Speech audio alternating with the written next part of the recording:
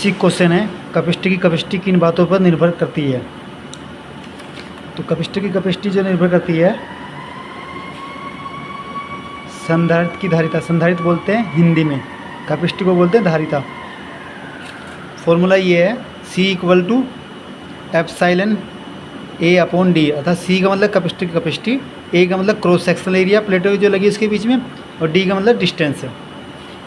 तो कैपेसिटी की कैपेसिटी निर्भर करती है उसमें लगे प्लेटों के अनुप्रस्थ क्षेत्रफल के समानुपाती, यानी जितनी ज़्यादा प्लेट एरिया घेरेंगी उतना ज़्यादा ही समानुपात होगी। ज़्यादा बड़े एरिया घेरेंगी तो ज़्यादा कैपेसिटी होगी।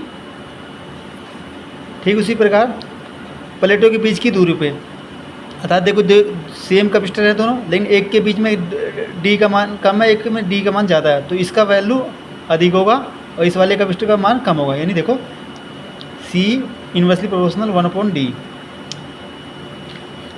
फिर संधारित्र की धारिता यानी कैपेसिटर की कैपेसिटी उनके डाइलेक्ट्रिक मान पर निर्भर करती है। अगर पेपर कैपेसिटर है तो उसकी अलग होगी, माइका की अलग होगी, भले ही एरिया और डिस्टेंस सेम हो।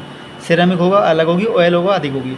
यानी ये डिपेंड करता है किस चीज़ का उसमें इंसुलेशन है बीच में, प्लेटों के बीच में, यानी इसके मान पर, परावैद्युत अंग के मान पर। संधारित्र की धारिता प्लेटों की मोटाई पर निर्भर नहीं करती, अनुप्रस्थ क्षेत्रफल पर निर्भर करती है, लेकिन मोटाई पर निर्भर नहीं करती। आशा करता हूँ ये वाले जो क्वेश्चन है कई बार कंपटीशन एग्जाम में आते हैं और नए जो इलेक्ट्रिशियन छात्र उनके लिए काम आएगा। धन्यवाद।